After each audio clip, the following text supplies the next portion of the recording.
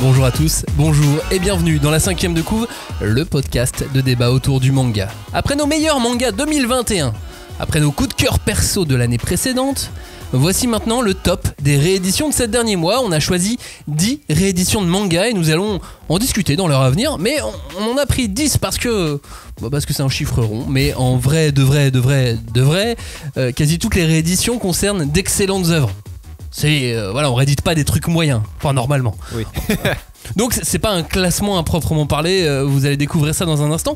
On va en profiter aussi pour répondre aux nombreuses questions que vous vous posez au sujet des rééditions. Et on commence maintenant par la différence entre deux mots, réédition et réimpression.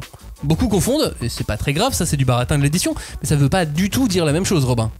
Bah non, en fait une réimpression c'est tout simplement quand un titre, un volume est arrivé en rupture de stock et qu'on décide de le réimprimer en fait. Du coup on réimprime une quantité qui peut être... Alors après la politique de réimpression ça dépend des éditeurs. Vous avez ce qu'on appelle des réimpressions par amalgame, donc ça veut dire on attend que plusieurs volumes d'une même série ou alors de séries de formats et papiers similaires soient épuisés pour tous les réimprimer en même temps, ce qui permet de faire des économies d'échelle et tout ça. Donc ça c'est une réimpression. C'est-à-dire donc c'est exactement le même livre. Voilà, peut-être. C'est ça. Ceci dit, sur une réimpression, on peut corriger des coquilles. Oui, voilà, on peut corriger des coquilles. En revanche, c'est la même référence, c'est le même code AN, c'est le même code barre, etc. Donc c'est le même produit. C'est juste que ce sera... Des fois c'est marqué première, deuxième, quatrième impression, enfin, ça dépend. Ou juste l'année. Voilà, ou l'année, le dépôt légal, etc. Et la réédition, en revanche, là c'est vraiment un nouveau produit, c'est-à-dire un nouveau code EAN, donc un nouveau référencement. Un nouveau code barre. Et généralement, dans le cadre d'une réédition, c'est aussi un retravail complet sur le titre, lettrage et compagnie, quoi. Normalement, il y a tout ça. Voilà, maintenant, vous ne ferez plus l'erreur. On va répondre à d'autres questions dans l'heure à venir, alors restez bien avec nous. On revient après le générique dans la 5ème de couve. On ne pousse pas, s'il vous plaît. On ne pousse pas, c'est inutile. Le public n'est pas autorisé à assister aux épreuves éliminatoires. Moi, je crois que je pourrais être un très bon ninja. À quoi vous jouez? L'heure est grave, c'est pas le moment de faire les guignols. Mais on n'a rien d'autre à faire, on peut pas sortir. On va leur faire notre attaque secrète, l'attaque de la Tour Eiffel, ils vont rien comprendre.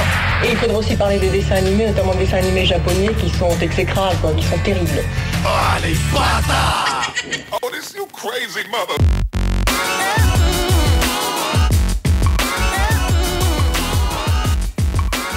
Bonjour à tous, bonjour et re-bienvenue dans cette 5ème de couve, l'émission de débat autour du manga. Nous allons disséquer, dépecer, charcuter et aimer les rééditions de manga. Toute l'équipe, ou presque, est présente, donc on va essayer de pas tous parler en même temps. Oui, je dis presque tous parce que on a retrouvé Johnny, ça y est, enfin. Pendant 2 semaines, il a été qu'à contact. Donc, les gars. On voulait surtout pas lui parler en vrai. Avec 2 semaines, ça va. Et maintenant, on a perdu Cagnard parce que Cagnard est à terre suite à sa 3ème dose. On a toujours dit que ce garçon était un peu faiblard, mais alors là, on s'y attendait pas à ce point-là en tout cas. Hashtag 5DC pour réagir sur Discord, Facebook, Insta, Twitter, cherchez-vous nous, trouverez. Comme d'habitude, pour ne rater aucun épisode et nous soutenir, pensez à vous abonner sur votre plateforme d'écoute habituelle comme Podcast Addict, Apple Podcast ou Spotify par exemple. Et n'hésitez pas à passer nous voir sur le blog la5emdecouve.fr. On va donc vous parler de 10 rééditions. L'école emportée, Shido, Lone Wolf and Cub, Blue Hole, Tokyo Mew Mew, Sayu Kiden, Yu Yu Hakusho, Mermaid Saga ou Dororo dans un instant. Mais comme je vous le disais dans l'intro, ce ne sont que des bons bouquins qui sont réédités en France. Donc c'est pas parce qu'on parle pas de Junji Ito, de Banana Fish, de Suikoden 3 ou de Clamp qu'on n'aime pas ses œuvres. Bien au contraire, c'est juste qu'il fallait en choisir 10, on en a choisi 10.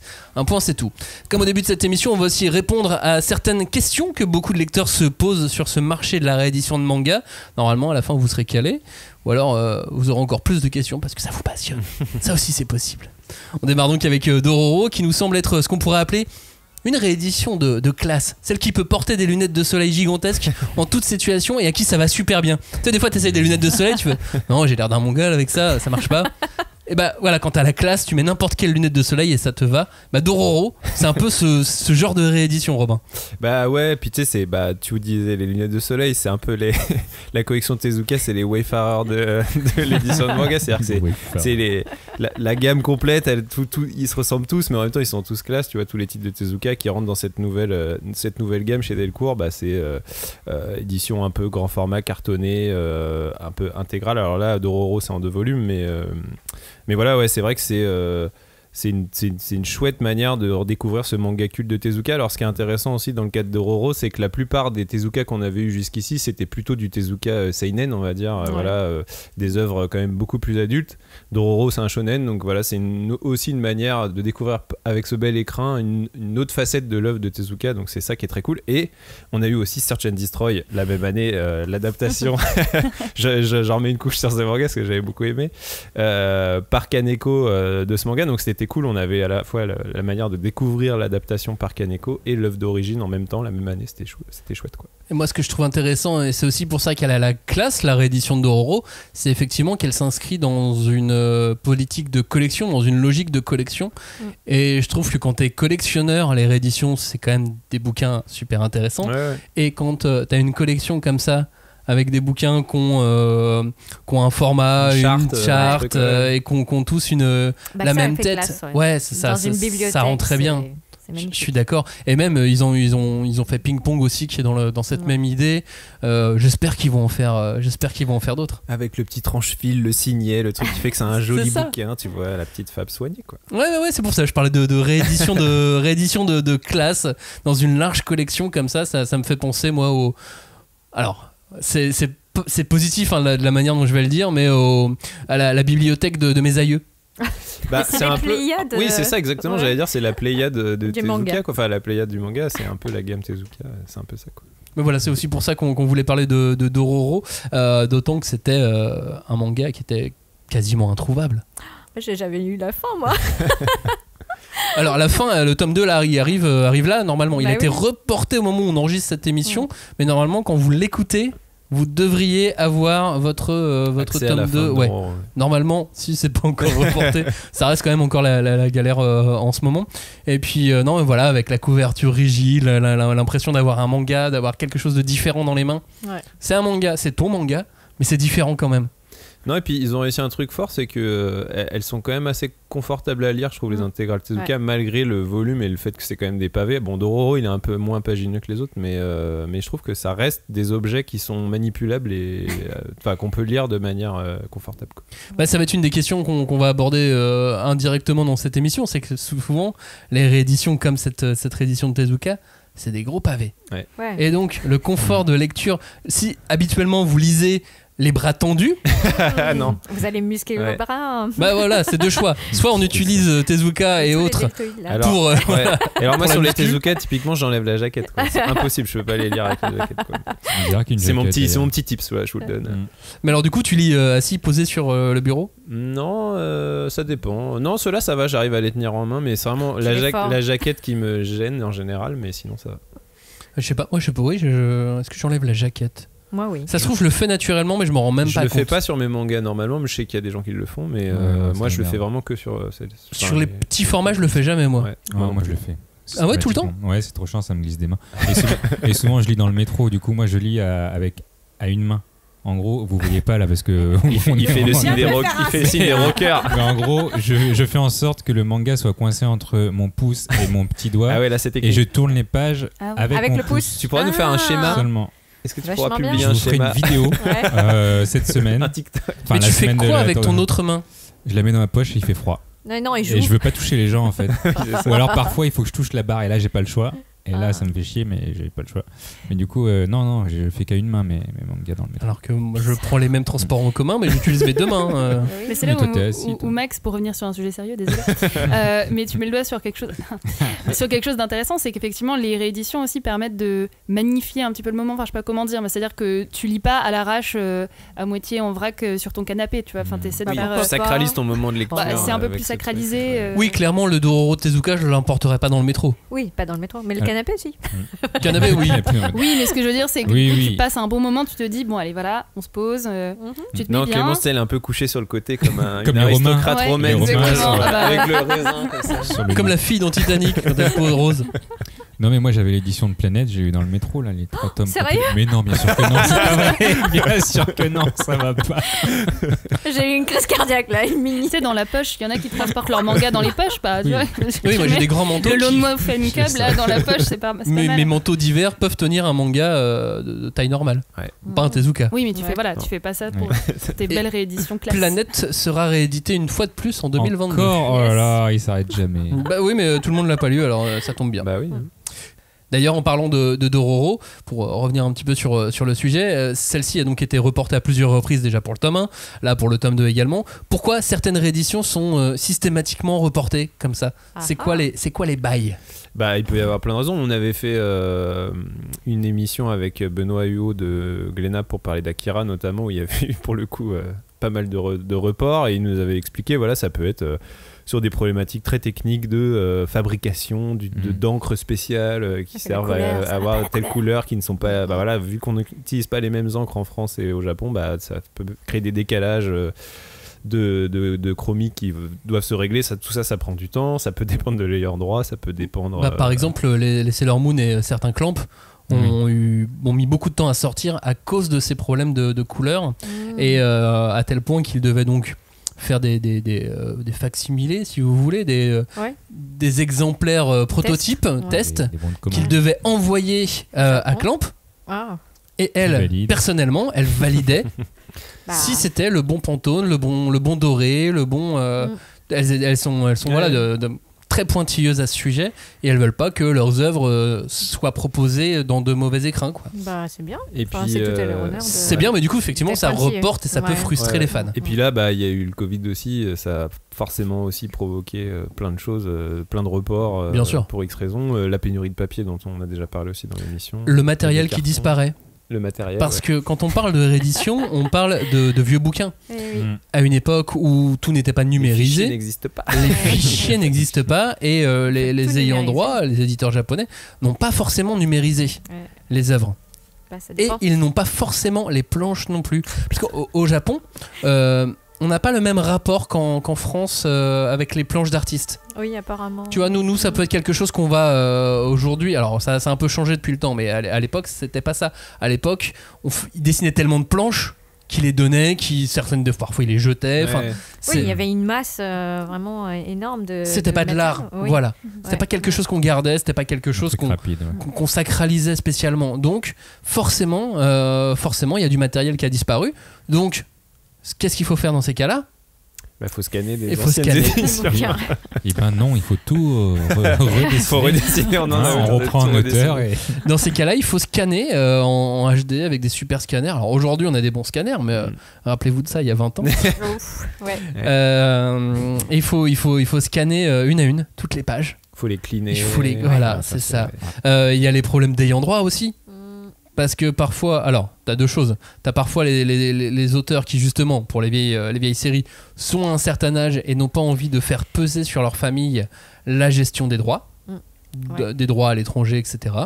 Parce que ça demande de voir l'éditeur, ça demande de voir des contrats et ainsi de suite. Et puis, t'as aussi les auteurs qui décèdent avant que tout ça soit réglé.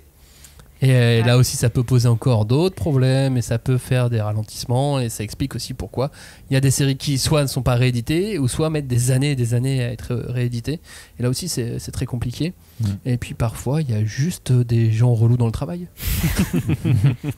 Et juste des Japonais. Et comme généralement, on bosse sur des bouquins, des objets qui ont une fabrication très soignée, tout ça fait que les gens sont encore plus pointilleux sur les choses. Donc... Oui, et puis il y a aussi des auteurs qui... refusent de valider les choses en numérique. Oh là là, ah oui. Bah bien sûr.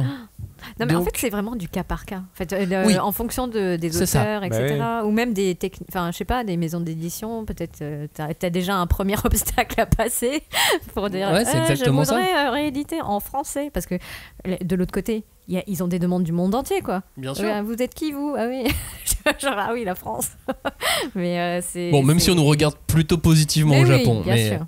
Mais c'est vrai quand tu agrandis le zoom, ça peut vite devenir. Enfin, je sais pas comment dire. Travail de Sisyphe. Ouais. Voilà, pour faire les choses. Mais pour revenir juste au fait que les auteurs ont besoin de valider en vrai les choses, certains ne veulent même pas qu'on leur envoie.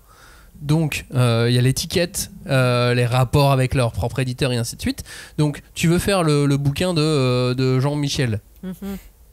Jean-Michel San. Jean-Michel San. Mais Jean-Michel Sensei, c'est vrai. Jean-Michel Sensei refuse de valider les choses en numérique. Il veut les voir en vrai, mais il veut pas qu'on lui envoie. Il veut qu'on lui apporte. Donc, l'éditeur, qui a autre chose à faire, doit prendre rendez-vous avec lui. Le voir. Pas forcément à Tokyo. Bah non. Donc faut qu'il organise le déplacement au nord d'Hokkaido parce que Jean-Michel Sensei il vit au nord d'Hokkaido parce qu'il a une belle carrière. Il a une très belle carrière, exactement. Donc il faut faire le rendez-vous, il faut y aller, il faut qu'il descende de sa montagne et il faut qu'il se rencontre. Voilà. Qu'il fasse un rendez-vous. Que ça se passe qui lui dit que ça se passe bien, qui lui dise je réfléchis, je te dis ça dans quelques jours. Et je t'envoie fax. Et c'est la même chose dès qu'il y a la moindre modification. C'est ça. Et donc, détail. vous comprenez pourquoi parfois il y a des mangas qui mettent 3 ans à sortir. C'est vraiment un chemin de croix. et je vous le dis, il y a des éditeurs qui ont du courage. On pense à vous. Après, attention, il y a des éditeurs français aussi qui font des erreurs, qui se plantent dans le planning. Toutes les erreurs ne viennent pas forcément de ça. Et l'erreur humaine existe aussi. Hein. C'est ça, et puis c'est un truc collectif. Donc de toute manière, dans tous les maillons de la chaîne, il y aura un moment où ça va créer, je sais pas, c'est les effets accordéon, quoi. Le truc de un petit détail peut après prendre un décalage plus gros plus tard. Non, ça c'est l'effet papillon, ça. Ouais, les accordéons, c'est dans les embouteillages, mais c'est le même principe. Ouais, mais utilise des bonnes expressions. Bah non, c'est une expression. C'est les embouteillages. On va calmer Johnny tout de suite, on va le mettre à l'école emportée. On va voir. Clémence a dit la même chose que moi là. Oh là là, à l'école. Retour à l'école. Ouais, retour à l'école tous les deux. Vous allez vous retrouver dans l'école emportée, vous allez moins faire les malins. Ah ouais, non. En plus, vous seriez en tant que prof vu votre âge. Comment ça, vu je suis la plus jeune. Oui, mais tu serais quand même une prof. Je serais quand même une prof. Ouais, tu seras une. Comment on appelle ça, les assistants de langue. De toute façon, moi, je veux être ceux qui font les chansons dans les cours. Je ne veux être personne dans cette histoire. Vraiment, à la limite, la personne qui est pas partie. Le gamin qui est resté bloqué du bon côté. Voilà, l'école emportée, c'est ce que j'appelle la réédition du patrimoine. On n'est pas dans un incroyable écrin. On est dans un chouette manga, une chouette fabrication, mais c'est pas incroyable. Mais en revanche. C'est une œuvre essentielle, Robin. Bah, je pense que oui, c'est ça un peu l'ambition et l'objectif de Glénat, l'éditeur, c'est vraiment faire découvrir un manga et un auteur culte parce que mine de rien, l'école emportée, même son édition française précédente, elle date un peu. Elle était dans un format un peu particulier, donc ça fait qu'à mon avis c'est un manga que moi je trouve essentiel, mais à côté duquel beaucoup de gens sont passés parce que voilà, c'était pas le bon moment, c'était un format encore une fois un peu spécial et tout, et je pense que voilà, c'est ça l'ambition de cette nouvelle édition, c'est remettre en avant cette œuvre culte.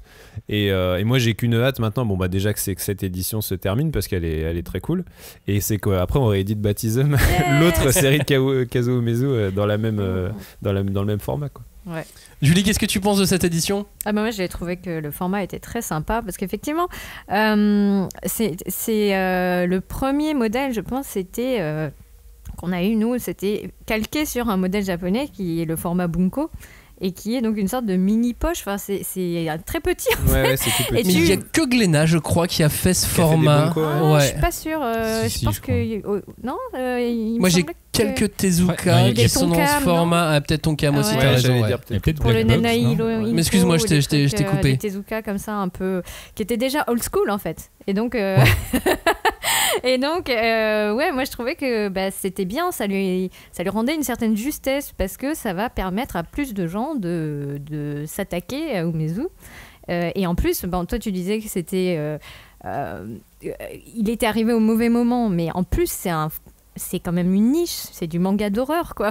Il cumulait tous les trucs pour passer sous les radars complètement. Ouais. Donc et alors que c'est un auteur qui a formé beaucoup d'œil, de regard de mangaka qui en ce moment sont en train de percer ou qui commence vraiment à se faire connaître. Bah ouais, c'est ça, je pense que c'est vraiment l'idée de faire une édition accessible et un format qui est en phase avec les codes d'aujourd'hui, parce qu'en fait moi le Bunko j'aimais bien, en vrai je la trouve cool, la vieille édition elle est rigolote et il y avait un parti pris sur les couves qui était incroyable, c'était super abstrait, enfin en fait t'avais l'impression que tout était fait pour que le truc se vende pas, mais moi c'est ce que je trouvais, c'est clair, t'as l'impression que c'était un espèce de manga d'art contemporain, tu vois, genre et moi j'aimais bien, mais je comprends aussi que voilà, l'idée c'est aussi de faire découvrir cette œuvre.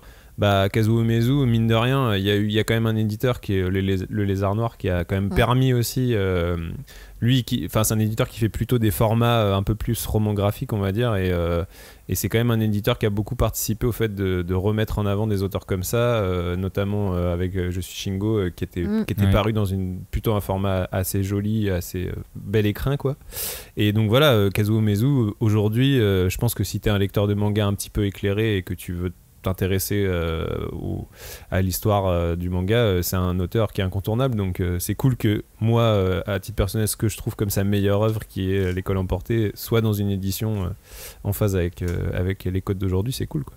Et ce qui est intéressant aussi avec les rééditions, c'est que quand elles sortaient à l'époque, on mesurait pas forcément à quel point ils pouvaient avoir influencé les autres auteurs qu'on a lus depuis. Oui. En fait, on retourne dans le passé. Ouais, mais en fait, je crois que si autant de rééditions fonctionnent aujourd'hui, c'est parce qu'on a besoin de retourner dans le passé pour comprendre pourquoi on aime tant le manga. Ouais.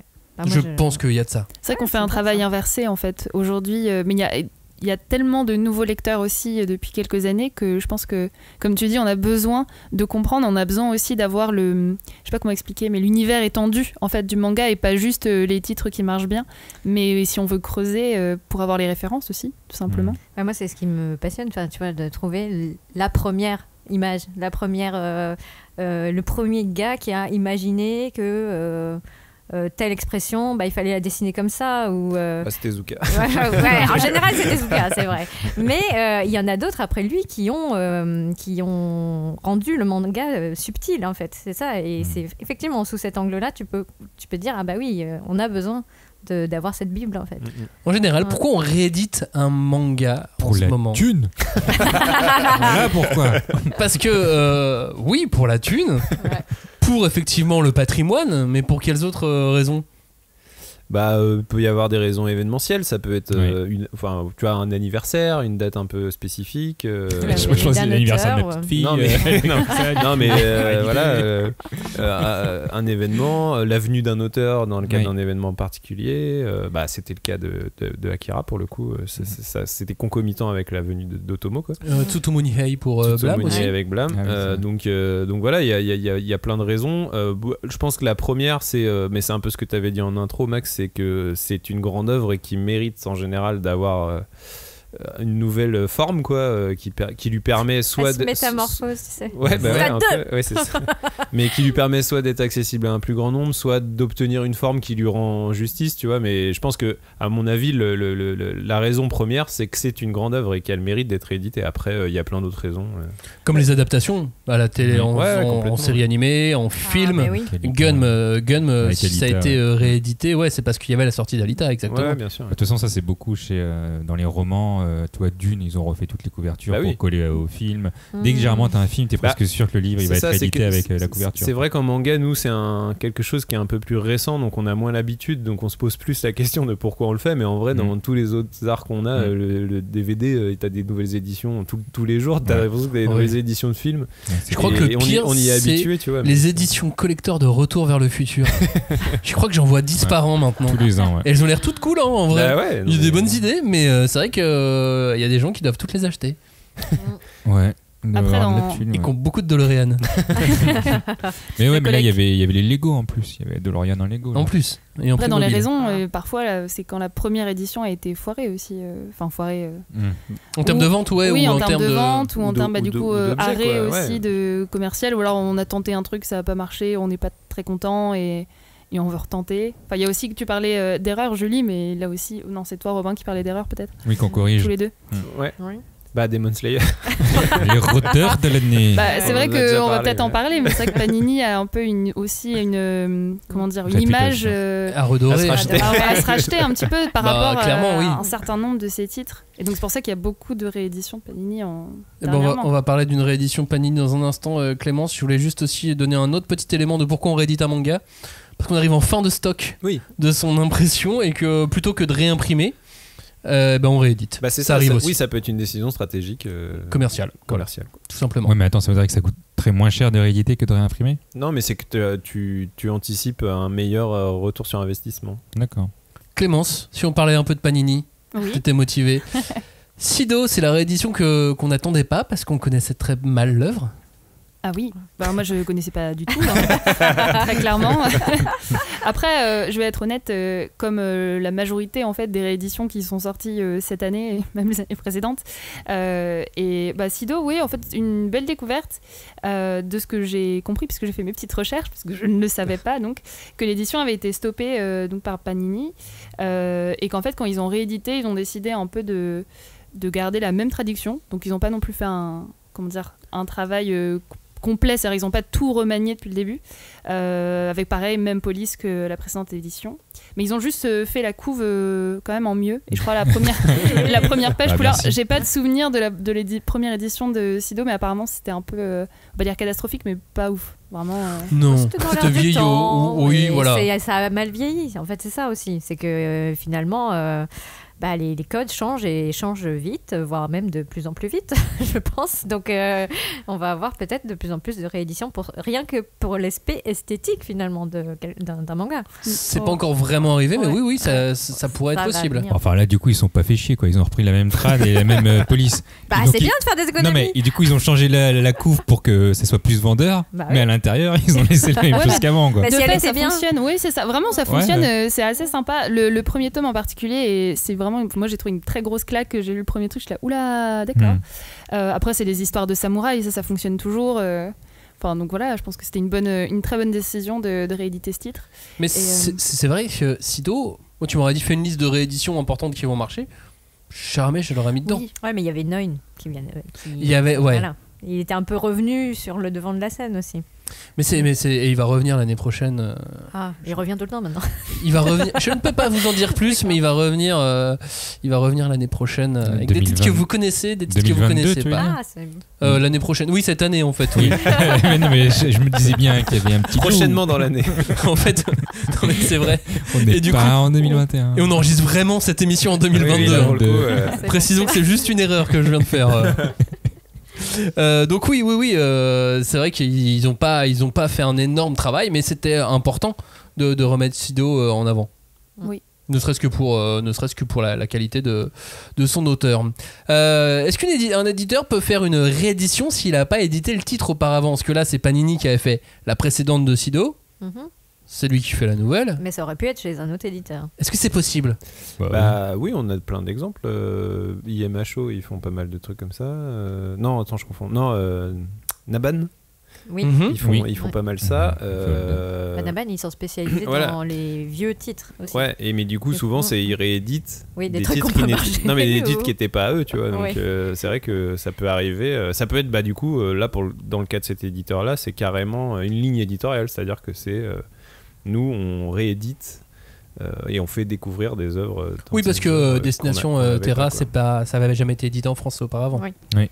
Donc là, ils font aussi de l'édition. Donc de l'inédit. Alors nous, ça pourrait être vu comme de la réédition entre guillemets, même si c'est pas le cas, tu vois. Mais effectivement, c'est. Et puis donc, comment expliquer ça clairement ? Une réédition, ça demande un nouveau contrat. Ouais. Comme un contrat de travail, tout ça. C'est comme un nouvel emploi, si vous voulez, ou un nouvel achat. Donc il faut que l'éditeur rachète les droits une fois de plus. Même si le titre est déjà dans son catalogue. Exactement. C'est un nouvel achat, un nouveau contrat. Mais alors, c'est pas forcément simple quand un autre éditeur veut acheter les droits. Ah bah oui.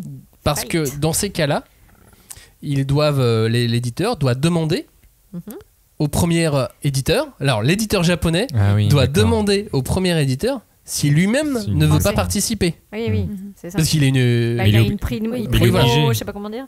Primo-accession. Voilà. Oui, je sais pas si non, une clause de préférence, mais en fait, de toute façon, le principe d'un contrat, c'est qu'il y a deux parties. Donc, quand tu signes un contrat, il y a des obligations de la part de. Oui, mais c'est ça qui est bizarre, c'est que le contrat est fini. Dans l'ancien éditeur. Oui, mais en fait. Est-ce que tu veux remettre une pièce dans la machine ? En gros, dans le cadre d'un. En gros, le manga en général, c'est du contrat de licence. Ouais. Donc, t'as un licensee et un licensor. Et le licensor, c'est l'éditeur japonais. Le licensee, c'est l'éditeur français. Et il y a deux parties et chacun a des obligations et des choses à prendre en compte. Oui, mais dans ton contrat, il y a marqué du style voilà, pour 5 ans, vous pouvez éditer. Après, je connais pas les clauses. De toute façon, tous les contrats sont différents. Enfin, sont particuliers, tu vois. Mais j'imagine que oui, il y a dans la clause. Bon, je crois qu'on a fait quelques digressions. On va revenir, on va se recentrer sur le réédition. Et justement, sur un bouquin qui a changé d'éditeur. À l'époque, il y a de ça fort longtemps, Blue Hole était connu en manga en France sous le nom Le Trou Bleu chez l'éditeur belge Casterman. Une fois. Vous oubliez la une fois. Ça c'est vrai. Alors, c'est pas dans toute la Belgique. Je crois que tu oublies que nous avons beaucoup d'auditeurs belges. Oui, faut pas les. Sûr qu'ils apprécient. Qui est le deuxième pays qui écoute le plus la 5e de couve, devant la Suisse. Vive la bière. Exactement. Ça c'est bien vrai. Donc Blue Hole, Joe qui est allé chez Pika. Et pourquoi Pika l'a réédité ? Parce que c'est un maître de la science-fiction et c'est aussi peut-être pour ça que t'as aimé. Non mais c'est vrai que c'est de la bonne SF. On en avait parlé un peu dans notre émission SF et c'est surtout il y a quand même cette résonance écologique qui est toujours d'actualité, mine de rien. Oui, puis sacrément bien d'actualité. Ça restera d'actualité. Peut-être même plus d'actualité. En tout cas, le public est peut-être plus réceptif aujourd'hui encore qu'avant. Oui. Moi, je pense vraiment que cette réédition, ça permet surtout d'amener un autre public à lire du manga. Enfin, en fait, moi, je l'ai offert à mon père pour Noël. Et il me dit hey, où est-ce qu'il est le tome 2 ? Je fais calme-moi. Mais donc, ça marche trop bien. Mais oui. Donc, t'as réussi à convaincre ton père à mettre ton papa au manga. Mais non, mais il faisait déjà du Taniguchi, quoi. Faut arrêter. Mais donc tu lui as fait lire du manga. Exactement. Et parce qu'il kiffait les dinosaures. Et et puis non, mais même toute l'histoire, elle est quand même vachement sympa. Enfin, et pour très grand public, Exactement. Parce qu'on a déjà vu ça dans des films, dans des romans, et même pour une personne d'un certain âge, je trouve que c'est quand même un format en plus, parce que lui il me disait j'arrive pas à lire, c'est tout petit, machin, nanana. Donc il y a plein de trucs qu'il a même pas regardé, si tu veux. Alors que là, il a fait c'est un beau livre, je peux le lire tranquillement. Tu peux aussi offrir des lunettes à ton papa. Il en a déjà. Après, c'est vrai que c'est une belle réédition. Par contre, ce qui a dû le désorienter un petit peu, c'est que c'est le sens de lecture original, du coup. Alors qu'avant, c'était le sens de lecture français. Non, mais si on s'arrêtait à ça, il a déjà lu Ashtanujo aussi. Ça va. C'est un faux panel. Mais après, c'est vrai que c'est bien pour lui parce qu'il y a que 2 tomes. Donc au moins, c'est cool pour lui. Mais il y a la suite qui sort. Mais il y a la suite qui sort en 2022. Vous voulez pas me laisser parler en fait. Donc il y a Blue World qui va sortir en 2022 chez Pika Graphics et là il y en aura 3 normalement si mes infos sont exactes et ça sera effectivement cette année et là la couve est différente parce que celle de Casterman était un peu vieillot comme Sido d'ailleurs, mais eux ils se sont basés par contre sur la couve japonaise qui est sortie. Ils ont fait une réédition au Japon en 2012 et ils se sont basés sur cette couve là qui est très bien. D'ailleurs, le titre original, c'est aussi Blue Hole en japonais. Blue Hole. Voilà, ils l'ont laissé. C'est vrai qu'on a peut-être, que les éditeurs ont peut-être moins de scrupules aujourd'hui à garder les titres anglais ou internationaux. Alors que c'est vrai qu'à une époque, on traduisait tout. Alors peut-être qu'au Québec, ils continuent de traduire. Non, parce qu'en fait, au Québec, la partie française du Canada, c'est les titres des éditeurs français qui sont exportés là-bas. Oui, parce que c'est des. En fait, ils ont le choix entre les éditions anglaises ou les éditions de France. Dernière anecdote pour Blue Hole. On voit pas mal de Pokémon dedans. Il y a Amonita, il y a vraiment Amonita dedans. Donc c'est assez cool, c'est une espèce de ouf. Et il y a une sorte de Kabuto, et il s'appelle, alors attention, je cite, il s'appelle les trilobites. Oui, c'est le vrai nom. Pas de tes cours de SVT. Oui, non mais moi je vous le dis, je découvre des dinosaures, je ne les connaissais pas, les trilobites. Et j'ai pas fait de SVT parce que moi j'avais des cours d'ingénierie. J'avais 8 heures de sciences de l'ingénieur. En quelle classe déjà Second. Non, il avait pas les cours de français lui. J'avais pas de cours de SVT. En cinquième, c'est vrai, quand on arrête dès la cinquième, on voit beaucoup moins de choses ensuite. Ouais. La cinquième de couve. Merci. Exactement. En cinquième de couve. Donc, Yokinobu Oshino, donc l'auteur de Blue Hole, qui revient cette année avec Blue World, qui va revenir aussi avec son manga, le dernier manga édité en France, le plus récent, qui s'appelle Rain Man, qui avait été édité, on en parlait tout à l'heure chez Panini, puis bizarrement stoppé, on n'a plus de nouvelles et ça devrait revenir en tome triple. Alors là, ça risque de pas être super beau par rapport à Blue Hole, mais au moins si vous êtes fan de l'auteur, vous allez pouvoir lire Rain Man, qui est une excellente série également. Et puis il y avait eu 2001 Night Stories, qui était sorti dans un énorme coffret. Alors là, à l'époque, je l'avais pas pris. Édition limitée, 999 exemplaires. Non, je me rappelle plus. Non, mais 2001. Non, c'était 2000. Ah oui, non, attends. Ah oui, 2000. Oui, c'était 2000. Si, on avait fait 2000. Je me rappelle. Édition très limitée. On était stagiaires à l'époque. Mais alors moi, je l'ai, cette édition. J'ai claqué mes 100 ou 200 euros. Je sais plus combien elle coûtait. C'était 200, voilà. J'ai claqué mes 200 euros sur un bouquin. Et je l'ai. Je suis sûr que maintenant elle vaut plus, peut-être. C'est quel numéro que t'as signé? Dans les 60, je crois. Ah, quand même, hein. Ah, pas mal. T'as été rapide. J'ai été très rapide, bien évidemment. Est-ce qu'il faut obligatoirement que la réédition qu'on propose en France existe au Japon? Est-ce que c'est tous les bouquins qu'on a dans les rééditions en France, c'est des bouquins qui existent déjà au Japon? Non, Death Note, c'est le cas typique. La Black Edition, c'est une édition spécialement française. Donc oui, effectivement, c'est pas nécessaire. Je pense que c'est un travail plus facile pour l'éditeur français, parce qu'au final, ça existe déjà. Ils reprennent les fichiers, ils l'adaptent après avec les matériaux. Et c'est surtout plus complexe, en fait, de refaire une nouvelle édition, parce que c'est des nouveaux droits. Clairement, si l'édition existe déjà, ça va beaucoup plus rapidement, même si c'est des questions d'argent toujours. Mais alors, une nouvelle édition, ça veut dire, enfin, total, je veux dire, c'est des nouveaux validations, mais encore pire qu'un droit normal. C'est vrai que c'est un travail assez colossal, je pense, au niveau de faut vraiment le vouloir, je pense. Etc. Travail de fourmi, ouais. Avec tes ayants droit, quoi. Je pense que c'est un truc que tu fais aussi selon ton interlocuteur, quoi. Il y a des éditeurs où tu dis c'est pas la peine. Genre Shueisha, à mon avis, c'est pas la peine de. Regarde Yu Yu Hakusho. C'est une édition qui n'existe pas. C'est une édition qui n'existe pas. Elle s'inspire, elle est inspirée d'une édition et elle est relocalisée pour différentes raisons que l'éditeur n'a pas expliquées. Aussi, tu vois. Mais bon, ok. Mais c'est vrai que je pense que tu t'essayes un peu, enfin, au moment où tu réfléchis à ta réédition, parce que je pense qu'en tant qu'éditeur, c'est toujours très excitant de se dire, voilà, je vais proposer une nouvelle édition, machin. Alors, je vais créer ma version du livre, mais comme Kiun a créé sa collection Lovecraft, qui n'est pas une réédition, mais et c'est une édition créée et qui est unique entre guillemets. Mais Bryce Stories grand format, je crois qu'elle n'existe pas, non? Elle existe? Laquelle? Bryce Stories grand format. Aucune idée. Mais oui, c'est possible ça aussi. Mais du coup, voilà, c'est vrai que après, à mon avis, la majorité des rééditions qu'on a en France, c'est quand même des trucs basés sur des éditions qui existent. T'as tellement de problèmes. C'est plus facile, comme tu disais. Mais ça n'empêche pas de créer. Mais moi, je me pose une question parce que tu vois, la Black Edition est quand même pas mal. Est-ce que les Japonais on dit waouh, c'est cool, moi aussi je veux la faire finalement au Japon? Peut-être que ça peut arriver. Non, mais ça peut arriver. Pour le coup, je me demande si elle n'était pas allemandin, la Black Edition à la base. Pour moi, c'est eux qui l'ont créé. Après, oui, ça peut arriver aussi que, par exemple, les éditeurs français s'inspirent d'éditions américaines. Typiquement Akira, c'était le cas. Bien sûr, à l'époque. Mais oui, ça peut être ça. Ou d'autres éditions européennes, parce qu'en Italie, ils font des choses, en Espagne aussi, en Allemagne aussi.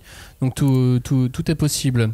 En tout cas, c'est plutôt une bonne chose que les éditeurs français soient pas obligés nécessairement de suivre en fait les rééditions japonaises, parce que comme forcément c'est deux publics, bien sûr, je vais pas dire très différents, mais quand même assez différents. Donc heureusement qu'il y a cette liberté là. Carrément. Oui, d'autant que eux en plus ils ont des us et coutumes par rapport aux rééditions qui sont très loin des nôtres. Eux ils vont avoir des éditions Combini qui vont être vendues que dans les petites épiceries japonaises. Qui seront pas quali quoi. Ouais, voilà, qui seront pas folles, qui peuvent ressembler éventuellement aux éditions grand format Hachette Collection. Vous savez, ces éditions sur abonnement. Ouais. Ça peut ressembler éventuellement à ça, mais c'est tout. En revanche, il y a un manga qui a été entièrement créé, une réédition qui a été entièrement créée pour la France. Ouais. C'est Lone Wolf and Cub, une réédition complètement de luxe.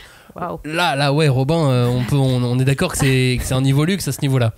Bah oui, complètement. Puis même là, ce qui fait à mon avis que c'est une édition qui est typiquement française, c'est que même la forme du bouquin, on dirait une BD, quoi. Enfin une BD française. Une vraie, un monstre. Une intégrale franco-belge cartonnée. C'est ça. Moi j'ai vu ça, j'ai fait le monstre. Il est génial ce monstre, c'est top. Il est vert. Et d'ailleurs, moi j'ai l'impression que c'est la première fois que, parce que Lone Wolf and Cub, mine de rien, c'est une série qui est quand même assez longue, qui est plus de 10 tomes, quoi. Et c'est la première fois, j'ai l'impression qu'on a une édition aussi luxueuse, aussi massive pour une série aussi longue, quoi. Donc c'est vrai que ça va être intéressant de voir est-ce que ça va créer un précédent entre guillemets dans le marché de la réédition. Je le pense, parce que alors le coût est à réfléchir, clairement. C'est presque un investissement en fait. Tu comptes 12 tomes à 32 €. Ouais, t'en as pour presque 400 balles. Je rigolais sur les réseaux sociaux, sur Discord avec un de nos auditeurs. C'est vrai que l'avantage, c'est que ces 400 balles, on peut les payer en 12 fois sans frais. mais pour le coup, c'est un investissement parce qu'on sait pas comment elle va durer dans le temps. En plus, on sait que Panini. On sait pas. Enfin, pour l'instant ils ont un passif. Voilà, ils ont un passif qui nous permet de réfléchir un temps soit peu plus qu'avec d'autres éditeurs. Donc ouais, c'est presque un investissement que peut-être si un jour t'es en galère, tu pourras le revendre beaucoup plus cher. Mais mine de rien, pour revenir à Panini, on voit que là dernièrement, ils sont quand même dans une démarche complète de, comme on disait, ils se rachètent une image et franchement, honnêtement. Si tu dois les juger sur les 2 dernières années, ils sont assez irréprochables, tu vois. Totalement. Alors que clairement, c'était un éditeur parmi les plus controversés de tous, tu vois. Clairement, Lone Wolf and Cub, il y a eu une indisponibilité qui était magistrale. Complètement. Donc c'est honnêtement là, je trouve que là toute la démarche qu'ils ont depuis assez récente, ça leur donne raison, tu vois, parce que au final. J'ai l'impression quand même. Bon, alors certes, c'est un investissement cette nouvelle intégrale de Lone Wolf and Cub, mais tout le monde est d'accord pour dire que voilà, c'est une très très belle édition du 9. Moi voilà, je l'ai feuilleté, j'ai pas eu le temps de la lire en entier, mais c'est magnifique, quoi. Ça fait plaisir d'avoir une œuvre comme ça avec ce niveau de dessin. Et là pour le coup, je crois qu'il n'y avait aucun fichier numérique. Ah bah ça oui, j'imagine. Ils ont dû créer le matériel en plus. Ouais, et franchement, honnêtement, il y a rien à dire, quoi. C'est très très beau, quoi. Et le coût, justement, je trouve que le coût de l'objet, ça pose aussi une question intéressante au niveau du public. C'est sûr, donc on parlait d'évolution forcément, le fait qu'il y ait de plus en plus de rééditions, ça veut dire quelque chose, mais le fait qu'il y ait des rééditions aussi chères, aussi luxueuses, ça dit quelque chose aussi du public qui potentiellement est prêt, plus qu'avant, à mettre de l'argent, qui est peut-être plus adulte ou qui est financièrement plus à l'aise. Je pense qu'on va dans ce sens-là. Et peut-être même d'un milieu social, je sais pas, qui a évolué sur les dernières décennies aussi. Voilà, je pose la question, j'ai pas forcément de réponse, bien sûr, mais je pense que c'était effectivement le prix des BD avant. Enfin, le prix de certaines BD un peu luxe. Et encore aujourd'hui, t'as des BD, tu sais, les grands formats Gaston ou quoi, qui sont à 200 €. Ouais, c'est ça, on dit c'est cher 32 balles, mais pour un objet de cette qualité, je trouve pas ça si cher que ça. Parce qu'en fait, c'est le prix d'une intégrale Tezuka, et les Tezuka, elles sont très belles, mais elles sont quand même plus petits format. C'est pas la même. C'est pas une fabrication aussi soignée. Ouais. Par contre, voilà, c'est pas autant de tomes. Donc je pense que là, pour le coup, c'est un choix de l'éditeur d'avoir justement calé son prix aussi par rapport au nombre de volumes, et à se dire bon, bah, quand même, on peut pas proposer 10 volumes à 50 balles, tu vois. Donc ils ont un peu. Mais à mon avis, moi je trouve que 32 € pour l'objet accès, c'est pas si cher que ça, quoi. Et puis surtout, c'est un bouquin de Kazuo Koike, et c'est vraiment un maître. Pour le coup, oui. Un vrai maître, c'est-à-dire que maître dans le sens où il a enseigné le manga. Ça a été le professeur de Takahashi, l'auteur de Ranma. Il a eu Itagaki aussi, le papa de l'auteur de Beastars, qui faisait Baki. Mais il était vraiment prof. Il a vraiment eu une école de manga. Donc, Non, et puis son histoire, elle a marqué. Enfin, je veux dire, la culture dans son ensemble, c'est-à-dire que c'est une histoire qui traverse les médias, que ce soit en littérature, en manga forcément, mais au cinéma. Avec Lone Wolf ou même avec Lady Snowblood, parce qu'il c'est aussi l'auteur de Lady Snowblood qui a influencé. Alors lui, il a influencé plutôt du côté BD Frank Miller, par exemple. Il se revendique aussi très fan de Lone Wolf and Cub. Et puis Tarantino se revendique fan de Lady Snowblood. Bien sûr, ça c'est peut-être même peut-être plus du film que du manga, mais. Et même The Mandalorian. Bien évidemment, c'est Lone Wolf and Cub, mais sauf que c'est un samouraï de l'espace. Mais... mais c'est tellement un samouraï que c'est un samouraï mixé avec un western dans l'espace, mais c'est super. C'est aussi pour ça que ça a marché. Hein. Oui, c'est ça qu'en plus ça a marché. Et ouais. C'est ça qui est marquant. Évidemment. Lone Wolf and Cub, donc réédition de luxe, à côté de laquelle il ne faut pas passer si on a les moyens, si on a une jolie bibliothèque. Ouais. C'est la question de la place, c'est ça. Vraiment, parce que moi j'ai pas la hauteur, elle est compliquée. J'ai pas encore trouvé exactement où le. Vous lisez pas assez de BD, c'est ça votre problème. Moi j'ai la place. Non, mais alors si, mais c'est complet. J'ai pas la place pour 12 comme ça. Non, mais après aussi il faut un choix stratégique parce que si tu mets tous les mangas trop lourds au même endroit, ça se plie. Oui, faut que ça soutient. Du coup, moi les plus lourds, ils sont forcément au milieu, c'est la planche. Là, l'étagère Billy. Mais là, tu parles de place, c'est pareil. Enfin, moi, j'ai une bibliothèque, une petite bibliothèque, genre vraiment la place est chère, donc clairement, cette réédition-là, ça rentre juste jamais. Parce que en fait, je mets, une œuvre complète. Non, mais on l'a vu sur ta chaîne Twitch quand tu cherchais Blue Period, t'étais moitié par terre, on savait pas où il était. Ouais, c'est ridicule. C'est vrai que là, on parle de réédition, on parle de choses donc qui parle à des gens qui ont un certain âge ou qui ont déjà des moyens, mais effectivement Clémence s'est lancée sur sa chaîne Twitch. Voilà, lancer un Tipeee pour m'aider à avoir une plus grande bibliothèque. Autre question qu'on peut se poser, c'est contractuellement comment ça se passe avec l'ayant droit. On a déjà commencé à y répondre, mais est-ce que comme on a édité le manga d'avant, on peut le rééditer comme ça, ou est-ce qu'il faut un nouveau contrat ? C'est ce que tu as un peu dit tout à l'heure, c'est que une nouvelle édition, c'est un nouvel objet, donc c'est contractuellement un nouveau contrat, avec des nouvelles obligations de part et d'autre, une nouvelle négociation.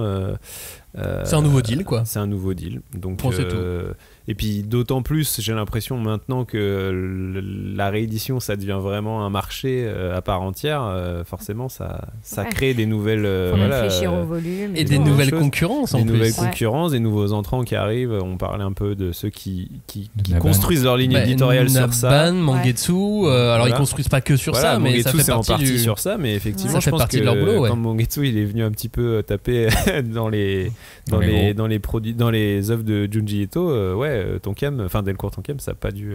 Ils ont dû se dire, qu'est-ce qui se passe? Qu'est-ce qu'on fait déjà? Rendez-nous le Junji Ito. Mais donc c'est. Mais c'est bien ce dynamisme. Carrément, parce que du coup nous en tant que lecteurs, ça nous permet d'avoir accès à de plus en plus d'offres et dans des formes différentes, donc c'est très cool pour nous. Je me demande du côté des éditeurs japonais si parfois, dans les bureaux, ils sont pas un peu surpris de dire attends, mais j'ai reçu une demande d'un truc, genre ça fait 30 ans, c'est pas sorti, ça va être marrant. Oui, mais en même temps, comme on disait tout à l'heure, si une bonne partie des rééditions qu'on a, elles sont basées sur des rééditions qui existent chez eux. Donc ils peuvent être interloqués peut-être par l'intérêt, je vais dire pourquoi tel auteur, mais ça je sais pas. C'est surtout s'il y a eu du temps qui est passé où ils se disent attendez, cette édition elle existe depuis 20 ans chez nous, qu'est-ce qui se passe, pourquoi maintenant je pense plutôt pour Blue Hole, tu vois, c'était en 2012 la nouvelle édition. On est quand même en 2022. Mais non, je pensais à un éditeur comme Black Box qui va aller chercher aussi des titres encore plus anciens. Là effectivement, après je pense que les éditeurs, les ayants droit le connaissent, mais c'est vrai que quand ils le voient arriver, ils font mais lui, celui-là, je pense qu'il a un rapport vraiment différent avec les éditeurs. Je pense parce qu'en plus il fait des tirages très très réduits. Mais sauf qu'il va chercher des super œuvres qui valent aussi le coup d'œil. Mais effectivement, je pense qu'il a dû surprendre des ayants droit un paquet de fois. Mais comme il y a personne, c'est pas cher à acheter, je pense. Non, mais je pense. En tout cas, il trouve son modèle. Il a son modèle. Lui, il a son modèle et il a ses lecteurs, parce qu'en plus, il a même créé une communauté autour de sa maison d'édition, et c'est ça qui est intéressant aussi avec son travail. Même s'il fait de l'édition plus que de la réédition, c'est vrai qu'il va chercher. On parlait de réédition, lui, il va pas forcément chercher des œuvres qui existaient déjà en France. Pour le coup, il peut aller chercher des auteurs comme justement Oshino, il allait faire chercher un titre à lui, mais effectivement il n'a pas réédité des trucs qui existaient précédemment. C'est la communauté qui s'appelle le collège Fou. Non, ça c'est un manga qu'il a réédité. Qu'il a édité tout court et qui s'appelle Kimengumi. Parlons d'autres rééditions, des rééditions qu'on attendait avec impatience. En tout cas moi je l'attendais avec impatience, la réédition de Eden, parce que j'avais pu lire le début, j'avais jamais pu avancer parce que les mangas étaient introuvables et que c'était compliqué. Frustration. Et j'étais super frustré avec Eden, et là ça y est, Eden est revenu. Toi aussi, t'attendais un bouquin, Julie, c'est Mermaid Saga. Ah oui. Ça y est, il est arrivé. On va parler un peu de ces deux rééditions qu'on attendait tous les deux avec impatience. Mais je vais donner la parole à Robin pour nous parler d'Eden, parce que toi, tu découvrais la série. Bah oui, alors j'en avais entendu parler, parce que voilà, c'est un manga un peu...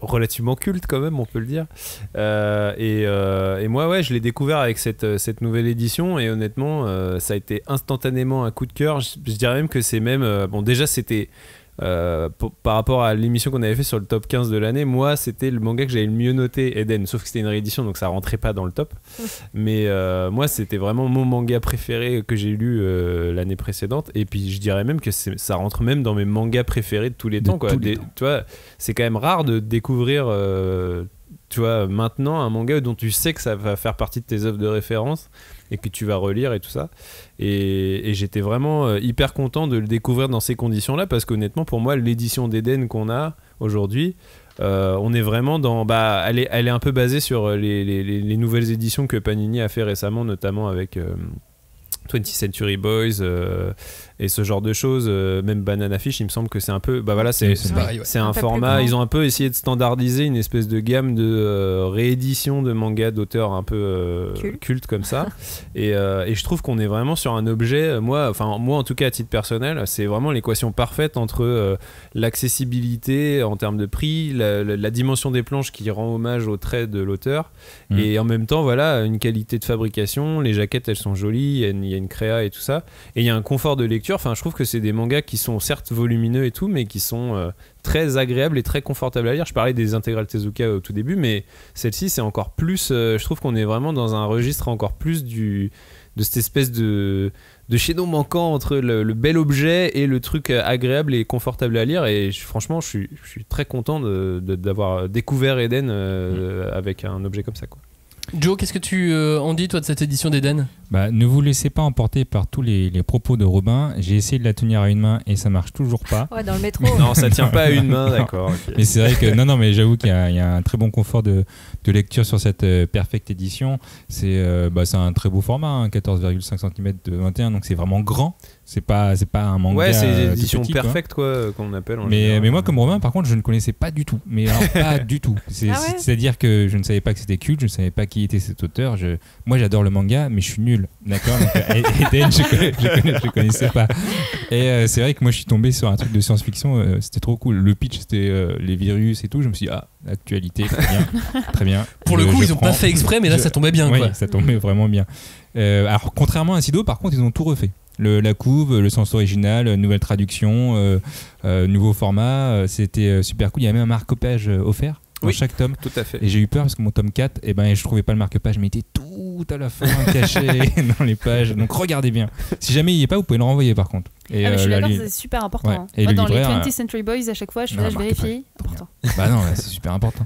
Mais non, moi franchement j'ai adoré l'œuvre et je trouve que la fabrication est magnifique, et non, je suis très content de l'avoir découvert cette année. Et le tome 6 vient de sortir. Ouais, en plus ça sort à une vitesse. Moi j'ai même pas le temps de les suivre, tu vois, c'est ça. Moi aussi je suis un peu en retard, du coup ça va un peu trop vite pour moi. C'est vrai que ça va un peu vite. Un petit mois d'écart de plus, ça serait pas de mal, comme ça on serait que au tome 5, là ça me paraît bien.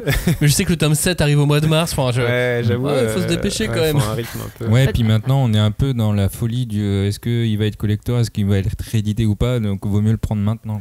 Alors oui, moi je me pose aussi encore la question aujourd'hui du est-ce que si j'attends 2 mois je vais pas être en galère. J'avoue, moi je suis qu'au tome 3, hein, donc moi j'ai trop peur. Franchement, moi j'ai trop peur. Arrêtez là, j'ai peur parce que pour moi c'est la réédition que Robin ne refuse de me prêter.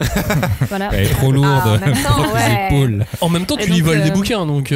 Ah non, mais c'est un mensonge. Je te file les anciennes éditions. C'est pas vrai. Oui. Il va falloir revenir dans cette histoire un jour, pas maintenant, mais un jour. C'est pas le moment. Mais il y a un truc que je regrette dans cette édition, parce que je l'avais déjà dit, mais j'avais l'édition simple que j'ai lue, et t'as le mot de l'auteur sur les rabats de la jaquette. Ah oui. Et elles sont vraiment trop drôles parce qu'il est très prolixe, l'auteur. Il parle bien. Il parle de plein de trucs aussi. Ouais. Et il n'y a pas forcément ça dans le nouveau. Qui se livre autant. Bah si, il y a quand même il y a une interview, y a des mais c'est pas la même que ce qu'il disait. Toi, dans le rabat jacket, il disait franchement, l'auteur d'Evangélion, il a tout fait, ça m'a déprimé. Et j'ai arrêté le manga. Il dit ça sert à rien. Il a tout fait. Le mec était déjà comme ça, tu vois. Ça, c'était pour Eden. Mais il y a aussi Mermaid Saga, que t'attendais toi, Julie, que Clémence a dévoré aussi. Ben ouais, écoute, je suis très heureuse quoi d'avoir cette édition parce que mon vieux Tom de Mermaid Forest, il se sentait un petit peu seul sans ses copains, puisque à la base, donc au Japon, il y a le recueil était édité en 3 tomes et nous, on en avait toujours eu qu'un seul, quoi. Donc c'est un peu tristoun. Et là, enfin, on a tout, mais compilé en deux volumes.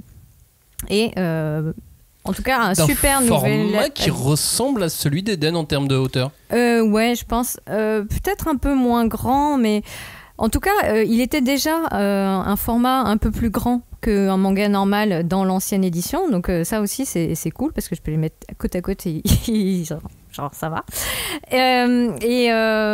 En fait, oui, moi je trouve que c'est Rumiko Takahashi, on a quand même tendance à oublier que elle a vraiment tout expérimenté. Donc là, il y a vraiment tout le côté histoire sombre, histoire très d'horreur aussi, mais qu'elle a fait comme ça en pointillé pendant 10 ans, puisqu'elle a commencé en 84, je crois, jusqu'en 94. Et là, on a une édition qui est basée sur une réédition japonaise de 2003. Donc elle est quand même vraiment... elle est pas si désuète, quoi. Et en même temps, c'est pas si catastrophique parce que je trouve que c'est une œuvre où elle cherche un peu ça, le côté un peu vintage, quoi. Enfin, je sais pas, qu'est-ce que t'en penses ? Où elle s'amuse un peu. Ouais. J'ai l'impression de radoter, mais effectivement, moi non plus, je connaissais pas. Enfin, moi, je connaissais pas Mermaid Saga avant de le lire, et j'étais contente de découvrir ce vieux titre de Takahashi, parce que bon, moi, j'ai grandi avec Ranma 1/2, et donc il y avait un côté aussi. C'est toujours plaisir. Enfin, je sais pas, il y a. C'est comme elle nous fait un câlin à chaque fois. Ah mais oui, mais je reconnais. C'est super. Vas-y. Ouais, enfin là les câlins. Oui, mais enfin tu vois je veux dire dans le dessin, dans ce qu'on, tu vois dans sa façon de raconter les histoires. Et en revanche, c'est vrai que ça fait un peu bizarre en lisant. J'étais là genre oula oui, c'est vrai, c'est l'image de la femme du Japon dans les années 80. C'est un peu bizarre parfois. Elle est pas forcément on le lit avec nos yeux modernes, on va dire. Donc c'était un peu marrant. Ah. Et après dernier petit point, c'est vrai que j'ai trouvé l'objet aussi très beau. Enfin, la couverture était assez stylée. Genre il y avait un petit effet écaillé. Tu parlais d'un côté vintage, mais j'ai vraiment beaucoup apprécié. La couverture, enfin l'objet en lui-même, très joli. Moi je trouve qu'il a une femme vraiment élégante, ce manga. Enfin, il y a les effets de dorure, il y a une recherche sur la texture du papier. Enfin moi, donc je ne suis pas du tout spécialiste comme certains ici, mais je trouve qu'on a vraiment ce côté un peu élégant, qui correspond à ce recueil d'horreur. Alors, parce qu'il y a quand même pas mal d'histoires qui se passent dans des milieux aristocratiques, etc. Et donc, je trouvais que c'était vraiment un clin d'œil super sympa. Mais pour l'histoire de la femme, on va reparler. Ah, peut-être, pas de problème. Moi, c'est vraiment très, très personnel comme ressenti. Où, forcément, moi, à chaque fois, je me dis, oula, c'est vrai que c'est un peu vieux, quoi. Voilà. Pour l'édition en elle-même, en tout cas, l'avantage c'est qu'elle allait très bien avec l'édition de Maison Ikoku, qui était faite par un autre éditeur. Et du coup, quand ça s'accorde à peu près, alors c'est beaucoup plus coloré les couvertures de Maison Ikoku, les jaquettes de Maison Ikoku, mais quand au moins tu peux les mettre ensemble et que ça a pas l'air de dépareiller, moi j'aime bien. Mais je crois que c'est parce que ce format que Joe évoquait tout à l'heure, le 145 par 210, c'est un espèce de standard entre guillemets. Ouais, mais c'est bien que ça s'installe. Le format perfect. C'est bien que ça s'installe. Parce que effectivement. D'ailleurs, comment on décide ? Ouais, c'est clair. Comment on décide chez un éditeur qu'on fait tel ou tel type de réédition ? Comment on décide que là ça va être luxe, là ça va être standard C'est compliqué à répondre mais c'est à cette question. Déjà, rien que sur le... On avait un petit peu parlé en préparant cette émission, mais c'est vrai que sur le fait que il y a une réédition, ça peut être vraiment de plein de formats différents, et que maintenant on l'impression qu'on s'habitue un peu au format luxe, où on est un peu habitué à ces formats-là, alors qu'en fait c'est pas du tout le... Tu commences à dire qu'on est des lecteurs gâtés. C'est ça, on est des lecteurs gâtés, exactement, alors qu'en fait une réédition, ça peut être aussi une réédition simple, juste on le remet au goût du jour, enfin on en a déjà parlé, donc voilà. Non mais alors comment on décide ? C'est assez simple. Enfin, les éditeurs estiment les ventes. À voir à qui ça s'adresse. Voir exactement à qui ça s'adresse. Est-ce qu'ils peuvent gagner plus ou moins de l'argent avec ? C'est mieux. Oui, ça reste l'objectif. Ils essayent d'estimer le public, ils essayent d'estimer les difficultés de validation. Parce que je pense qu'ils se sont amusés sur le Lone Wolf Fun Club. à faire tout valider. Mais je pense que c'était un bon défi, mais il y a eu du boulot, quoi. De toute façon, c'est un choix stratégique, mais c'est un peu comme là, on n'est pas dans le cadre de la réédition, mais pourquoi tu décides de faire un collector de telle série ou pas, c'est pareil, quoi. C'est économique au final, aussi, bien sûr. C'est un truc où tu te dis, tu envisages de te dire, là, je vais avoir ce public-là qui va aller vers ce manga, qui va être sous cette forme-là. Donc après, et encore une fois, souvent, ces collecteurs existent plus ou moins au Japon. Par contre, avant, on le faisait pas. Ouais, c'est ça. Et là, ce qui a changé, c'est que maintenant, on le fait. Et du coup, c'est marrant de se dire que cette espèce de boom de la réédition qu'on constate, il va un peu en même temps que le fait qu'on a les collectors aussi qui arrivent, qu'on n'avait pas l'habitude d'avoir. Et de toute façon, là, on voit, et on verra encore dans les rééditions dont on va parler après, mais on voit déjà que toutes les rééditions dont on a parlé, elles sont dans des formes assez différentes. Elles ont toutes des objectifs aussi qui sont différents. Exactement. Tout à l'heure, Clémence parlait de lecteur gâté. Je pense que l'effet lecteur gâté, c'est un peu vu sur Yu Yu Hakusho et sur la réédition de Yu Yu Hakusho, parce que c'est une réédition normale. Et je pense que beaucoup de lecteurs actifs avaient envie d'autre chose. Mais sauf que c'était pas l'objectif de l'éditeur. Envie de payer. Pas du tout. Mais ça s'est vu d'ailleurs, parce que quand ils ont sorti la réédition, il y a eu une petite controverse sur les réseaux sociaux. Enfin, en tout cas, 2-3 personnes ont râlé en disant Oui, c'est vrai que... Mais c'est juste qu'ils râlent très fort. Oui, ils ont quand même pas mal râlé. Moi, j'étais un peu pourquoi parce que en disant que la réédition était peut-être pas à la hauteur de ce qu'ils attendaient, ou que la couverture était pas aussi jolie par rapport à leurs attentes. Alors qu'en vrai, encore une fois, je n'avais pas lu la première édition, mais de ce que j'ai compris, c'est quand même une vraie amélioration. Oh oui. Oh oui. Voilà. Oh oui. Que ce soit en termes de lettrage, en termes même de couverture. Bien sûr qu'il y a des questions de goût, hein, ça peut se comprendre, mais il y a surtout la nostalgie qui parle. Et alors, beaucoup étaient attachés à cette vieille édition du Yu Yu Hakusho, mais cette vieille édition du Yu Yu Hakusho, pour moi, c'est une des éditions les plus crades de l'histoire du manga. Je comprends pas qu'il l'ait pas réédité avant, en fait. Moi, à la limite, si j'ai un reproche à faire, c'est d'y penser que maintenant. Oui, c'est vrai. Après, bon, voilà, c'est gros succès, que... Hunter x Hunter. Ouais, mais c'est drôle parce que c'est des gens qui ont déjà acheté Yu Yu Hakusho qui forcément allaient le réacheter, tu vois. Alors que moi j'aurais pensé réédition, tu veux faire découvrir un nouveau public. Là c'est l'objectif de celle-ci. Voilà. L'objectif c'est de faire découvrir ceux qui se plaignent, c'est ceux qui voulaient déjà l'acheter. Bien sûr. D'ailleurs c'est génial parce que vraiment j'en ai discuté un petit peu hier justement avec un auditeur. C'est quand même assez cool de se dire qu'il y a des gens qui vont découvrir Yu Yu Hakusho pour la première fois et qui ont découvert en fait Togashi par Hunter x Hunter et qui vont découvrir maintenant Yu Yu Hakusho qui... Alors pour la première fois de cette émission, j'avais déjà lu et que je connaissais, je tiens à le dire. Donc non, c'est chouette. Mais après, forcément, moi, j'attends un peu les prochains tomes parce que c'est vrai que le début est... comment dire, ça se met en place et il y a des petites histoires. Sur cette édition, il faut aller au bout du tome 2 pour que ça commence à être vraiment, vraiment cool. Voilà. En tout cas, il est là le principal intérêt, t'as raison Clémence, c'est de recruter des nouveaux lecteurs. Il faut recruter des nouveaux lecteurs parce que tout le monde doit avoir lu au moins une fois dans sa vie avant 40 ans Yu Yu Hakusho. Ah oui, c'est très important. C'est bien mieux qu'une Rolex. Oui. Et c'est pas si long en plus. Par rapport à une Rolex, non. C'est beaucoup moins cher en plus. C'est beaucoup moins cher qu'une Rolex. Non mais voilà, ça aurait dû être un essentiel depuis très longtemps. Ça devrait être au niveau de Naruto. En termes de nombre de lecteurs en France, ça devrait être à ce niveau-là, ça ne l'est pas, ou au niveau de Dragon Ball. Et ça devrait être aussi célèbre comme ça l'a été au Japon, parce qu'au Japon, ça a été un raz-de-marée incroyable. Yu Yu Hakusho, c'était plus fort que Demon Slayer aujourd'hui. Alors, à une autre époque, mais c'était le même phénomène, quoi. Mais je suis pas sûre. Enfin, je suis sceptique. J'attends de voir comment ça va prendre ou pas. Voilà, ça prend plutôt bien. Les ventes sont plutôt bonnes. Sans oublier, petit point bonus, il y a une vraie fin. Ouais. Alors bon, vraie fin. On en pense qu'on veut. On en pense qu'on veut. Et je suis d'accord que en 3 secondes, tout est bouclé en un chapitre. Ils ont dit allez hop là. Allez, je vais faire mon cagnard. Mais bon, faut pas spoiler. On va pas spoiler. Mais donc bon, bref, juste il y a quand même. En tout cas, il y a le dernier tome qui est sorti. Voilà, il existe. Et il est là, et contrairement à Hunter qui est toujours en pause en ce moment. Est-ce qu'on peut parler d'un marché de la réédition maintenant ? Est-ce que c'est un indicateur pour dire que le manga en France va bien ou vieillit ? Qu'est-ce qu'on peut en dire ? Moi je pense quand même que c'est devenu... après, encore une fois, moi je suis pas spécialiste, mais je trouve qu'il y a cet éventail qui te permet la réédition, Et donc le manga qui montre bien que ça s'adresse à tout type de lecteur et tout type de budget en fait.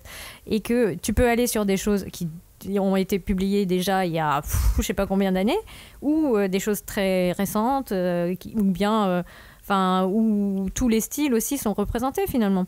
Parce que tu peux avoir du Banana Fish, tu peux avoir de Mermaid Saga, tu peux avoir du Lone Wolf and Cub, c'est mine d'or. Il y a tout ce que tu veux. Et puis le fait peut-être même qu'on ait envie de faire une émission de début d'année pour faire le point sur les rééditions. C'est parce qu'il y en a trop. Rien que ça en fait c'est un indicateur je trouve. Ça veut dire qu'il y en a beaucoup, ça veut dire que on n'arrive pas à le mettre en même temps que les autres mangas parce que en plus on est que sur des super œuvres. Enfin c'est compliqué donc du coup je pense qu'il y a même le meilleur indicateur je pense de l'évolution de ce marché du manga, c'est qu'on fasse une émission. Dessus. C'est vrai. On va faire des awards. On fait une émission. On fait pas encore les awards mais ça peut arriver. Ça peut arriver. On sait jamais. Non, mais je pense que c'est une affaire de maturité du marché, tout simplement. C'est qu'aujourd'hui, le manga, c'est un art qui s'est installé dans la durée parce que, au final, ça a 30 ans le manga maintenant en France. Donc, c'est. Ça y est, on est mûr. Voilà, les codes sont là. Il y a même. Il commence même à y avoir une. Enfin, il commence pas. Il y a une vraie culture manga qui existe en France. Donc, il y a. Ça prend tout en compte, c'est-à-dire qu'il y a les gens qui l'ont découvert au début, qui l'ont transmis aux gens d'après. Enfin voilà, il y a un truc très aussi transgénérationnel qui se passe au niveau du manga et il y a même des lecteurs retraités maintenant. Et voilà, attendez, mais l'autre fois j'ai vu un mec, j'ai fait vous envoyer un message, j'ai vu un mec dans le métro qui lisait Kingdom et j'ai l'impression qu'il avait 70 ans. Et je trouvais ça. Alors ça n'a rien à voir avec le sujet, pardon, je fais une digression. C'était le Thomas ? Je sais plus, mais j'ai trouvé ça incroyable. Bon bref, c'est une digression. Mais en tout cas, voilà, ce qu'il y a, c'est qu'aujourd'hui, les gens ont envie de se cultiver sur une culture qui existe maintenant en France, et donc la réédition en général, c'est quand même une belle manière de les amener à ça, quoi. Clairement, et puis on a des éditeurs de qualité aussi. Oui. Non pas que j'ai envie de critiquer les éditeurs, les gens qui étaient à la tête des maisons d'édition il y a plusieurs années, parce qu'il y a plein de typologies de gens différents, mais c'est vrai que certains sont devenus aussi éditeurs par opportunisme sans avoir forcément de connaissances, et aujourd'hui on a des gens dans les maisons d'édition qui s'y connaissent, qui sont calés, quoi. Ils ont des pointures. Ouais. En fait, oui, il y a ce petit décalage que tu vois, moi j'ai évoqué mon vieux Mermaid Saga et tout. Ils sont tous en lecture occidentale, avec les images qui sont flippées. Ils commencent à tomber en ruine, pour certains. Mais je trouve que c'est vrai que ça fait mal au cœur, quoi. Tu dis, maintenant on a une culture manga avec des gens qui sont passionnés, qui sont vraiment très très calés. T'as envie de me donner le meilleur du fleuron, quoi. Ouais, et puis les lecteurs, ils sont beaucoup plus regardants qu'avant. Maintenant, tu vois, avant, on se satisfaisait de nos éditions dégueulasses de Yu Yu Hakusho, tu vois. Et maintenant, non, c'est plus. Mais on les payait pas cher. Oui, mais la preuve, c'est-à-dire que certains veulent garder leurs éditions crado du Yu Yu Hakusho qui préfèrent à la nouvelle qui est propre. Avec leur lettrage. Mais non, mais je pense que pour moi, c'est la couverture qui joue pour Yu Yu Hakusho. Même les couvertures, elles sont plus dégueu. C'est pour ça, moi. Non, moi je trouve que les couvertures de l'édition simple sont meilleures que l'édition. Mais toi t'as pas de goût, alors du coup comment on fait ? Et beaucoup de gens n'ont pas de goût, malheureusement. C'est le problème, c'est bien ce qu'on critique en France. En tout cas, nous, regarde le nombre d'auditeurs qu'on a, c'est pour dire. Oui, mais quand notre édition simple vaudra 100 €, voilà. En fait, c'est ça, toi tu spécules. En fait, quand on parle de marché de manga, on parle du marché de revente. Économique. Exactement. On cache un scalper avec nous, vous inquiétez pas. De toute façon, ici on attend que ça. Nous, on les achète juste pour pouvoir les revendre dans 10 ans. Bon, avançons un peu dans cette émission. Disons quelques mots, Johnny et Julie, sur Sayuki-Dan. Ça, c'est la réédition ovniesque.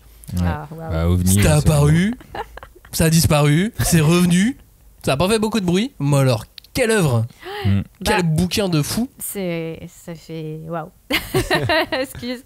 Mais moi, j'étais super contente à nouveau de le voir, quoi. Enfin, de le revoir. Mais vas-y, Denis. Moi, je suis un peu Team Clémence. Je connaissais pas. Vraiment, je connaissais pas. C'est J'aime pas trop qu'on appelle ça la Team Clémence, mais je trouve ça cool. C'est vraiment, et effectivement, alors OVNI, c'est le mot parce que c'est un éclatement de la rétine total. On en prend plein les mirettes. Et le début, franchement, je comprenais pas. Je fais, alors attends, là, il a coupé la tête de la meuf. mais après il y a un cochon qui tient la tête, ou est-ce qu'elle se transforme en cochon, ou est-ce que et enfin au début c'est vraiment tu sais pas trop, tu sais pas trop où tu tombes, surtout qu'il y a pas beaucoup de texte. Non. Et du coup c'est vraiment, pour le coup c'est vraiment graphique. Là t'as pas le choix. C'est le bouquin d'un chara designer. Voilà, c'est le bouquin, et c'est pour ça que d'ailleurs il y a une interview croisée avec Rangi Murata qui est aussi un peu très très fort en designer, notamment pour les robots. Il avait fait Last Exile et Blue Submarine numéro 6, donc ça c'était cool. Mais là en tout cas dans l'édition intégrale, donc il y a tout dedans, il y a les chapitres qui étaient parus dans l'Ultra Jump et tout, et il y a une préface de Kim Jong-gi. Ah ouais, classe. Mais en même temps, je vois la parenté graphique. Ouais. Et lui, il a fait un peu la même chose que le mec d'Eden. Il a fait waouh, mais il a tout fait. Je me suis inspiré de son œuvre, mais toute ma vie, je reprenais le livre. Il m'a aidé dans mon enfance et tout. Enfin, tu lis sur la préface, tu peux le lire. Et en tout cas, moi, ce qui m'a aidé, c'est vrai que dans cette édition, il y a des avant-propos que Pika a mis. Ouais. Franchement, sans les avant-propos, c'est dur. Ouais, c'est dur de comprendre. Heureusement qu'il y a les avant-propos.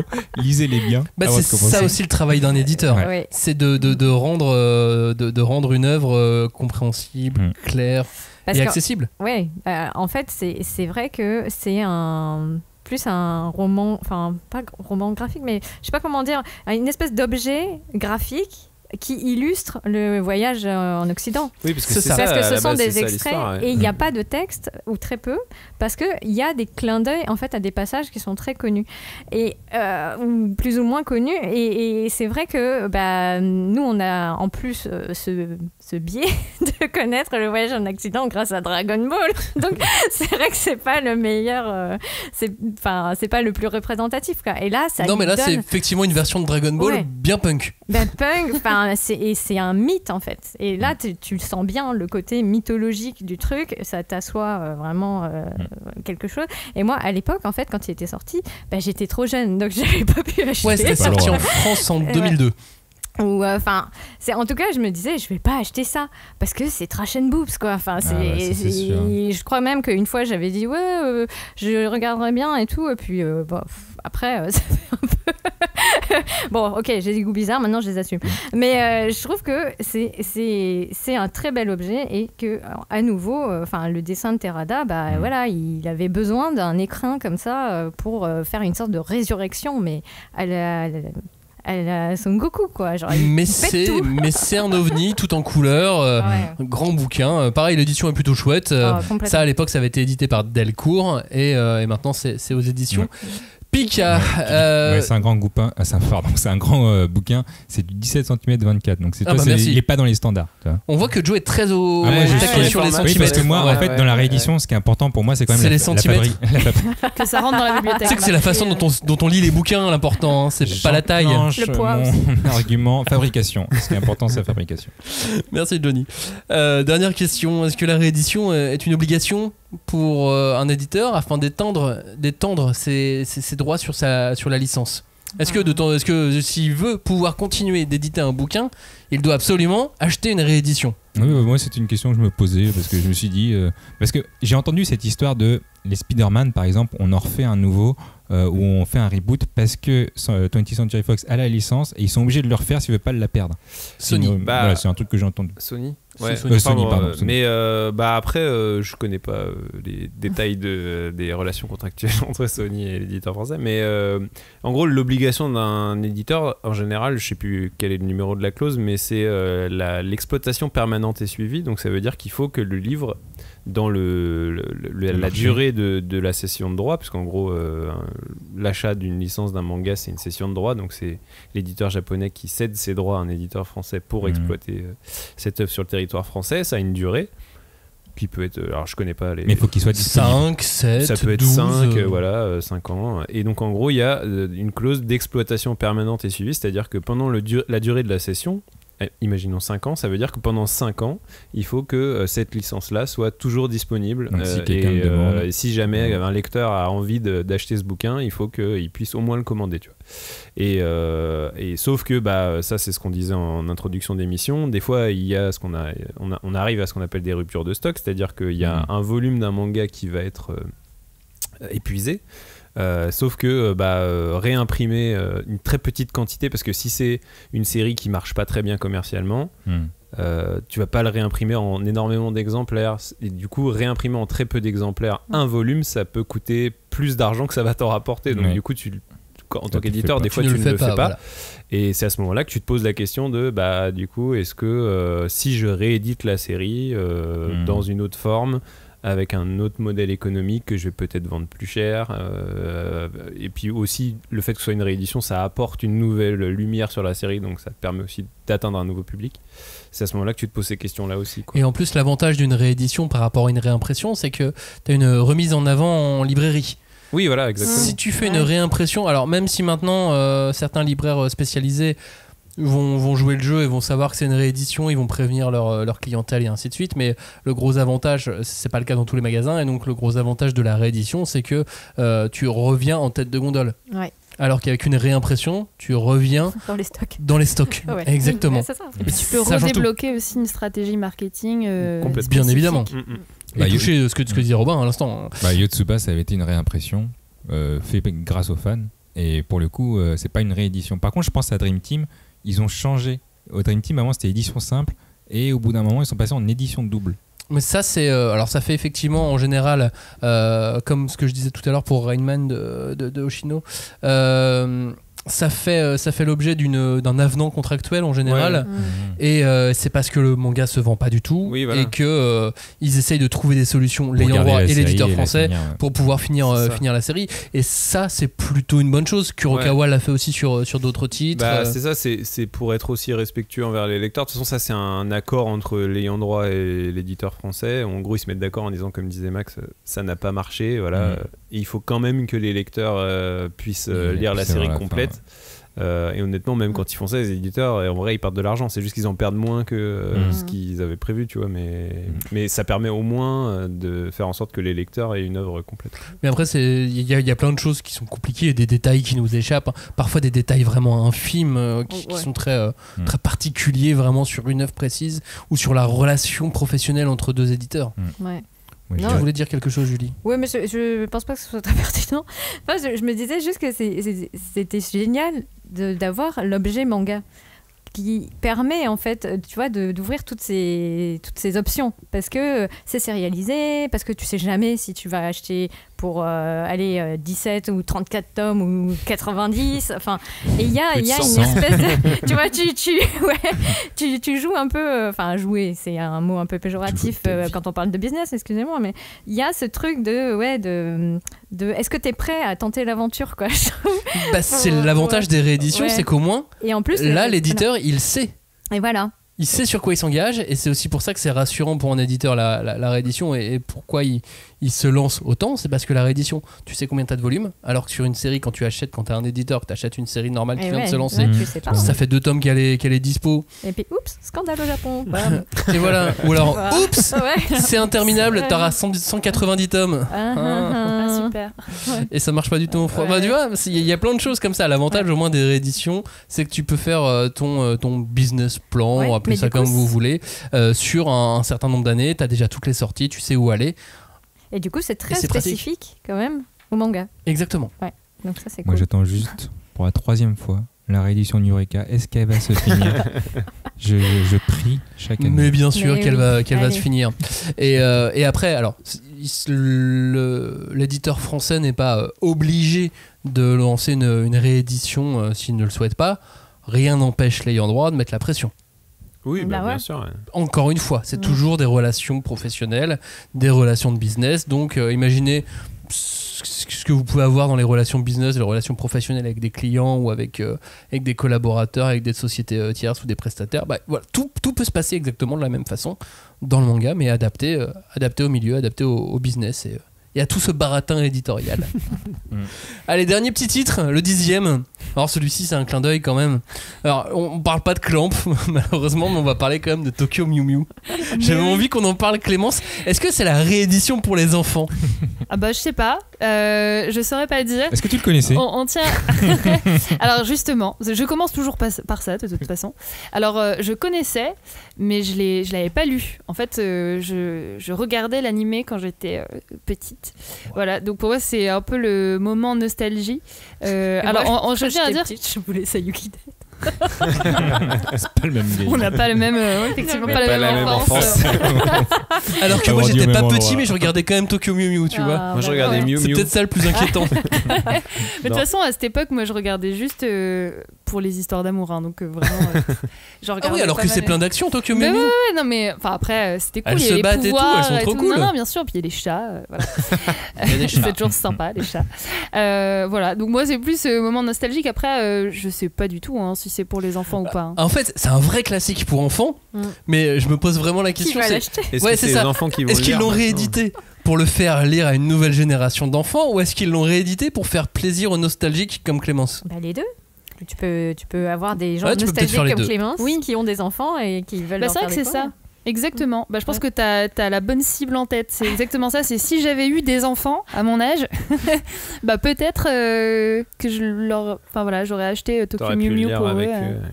Ouais. Mais du coup, au lieu de Berserk par exemple. Mais c'est trop bien, mais puis c'est une trop bonne idée. Voilà, ça sorti chez Nobinobi. C'est sorti à l'époque chez Pika, Tokyo Mew Mew. C'est toujours un peu Pika. Oui. Terminé sur Tokyo Mew Mew, ça montre bien que c'est pour tout le monde les rééditions, parce que là on est. Merci de nous avoir écoutés, merci d'avoir écouté cette dernière émission bilan de cette phase bilan du mois de janvier. La semaine prochaine, on va enfin aller en 2022. Ouais, enfin, ça serait quand même pas mal. Mais c'est vrai, c'est bien, c'est chouette là d'avoir une belle année 2021 avec plein de rééditions. Sachant que l'année prochaine, il va y en avoir encore plein. Enfin, cette année, tu veux dire, en 2022. Oui, en 2022, c'est vrai que j'ai déjà fait. Toujours. Il est perdu dans l'espace-temps en fait, Maxime. Mais ouais, mais comme on n'arrête pas de parler de 2021, j'ai du mal à me placer Mais même pour l'instant, j'ai eu du mal à me lancer dans les nouveautés. Parce que j'étais encore sur celle de l'année. Mais vous faites pas de chèques. Toi, moi je fais des chèques. Non, de chèques. De chèques pour payer. Tu mets 22 à chaque fois. Ah oui, non, effectivement, je te confirme, je ne fais pas ça. Voilà, je vous le dis. Moi non plus, je fais pas de chèques. Non, déjà, ça fait un mois que j'ai le chèque de ma mamie que j'oublie d'encaisser. Donc clairement, je vais pas me lancer dans d'autres. Normalement, on fait plus de chèques depuis 1991, je pense. Hein. Ça, c'est un truc français. Il y a plein de pays en Europe qui ça n'existe pas, oui. J'ai jamais checké. C'est aussi un truc de vieux, effectivement. Je fais mon coming out financier. Je n'ai jamais eu checké. Et je n'en aurai jamais. Cette année, on a quoi en réédition? On aura Trèfle, on aura Bambi, Trèfle de Clamp, Bambi de Kaneko, ça c'est chouette. Du coup, c'est pas Clover, parce qu'à l'époque c'était. C'est Trèfle maintenant. Naruto. Planète. Pourquoi vous faites des jingles maintenant? Evangelion. Dragon Quest. Evangelion. Elle va être trop belle. Karakuri Circus. Une sacrée mamie. Jingle sacrée mamie. Alors c'est vrai que j'étais un peu surpris de voir la réédition d'une sacrée mamie arriver dans le. Les enfants non peut-être. Dans les plannings, mais pourquoi pas? C'est un bon bouquin en plus, mais c'est vrai que je l'aurais pas mis en tête. Tu vois, j'aurais mis Aisu avant, bizarrement. Ou Wingman, je sais pas. Putain, mais effectivement, il sortira chez Tonkam aussi, si je ne dis pas de bêtises, ou chez Soleil. Merci d'avoir écouté cette émission. Merci. On vous dit à la semaine prochaine pour parler de manga de 2022. Ouais. Ciao. Ciao. Salut. Salut.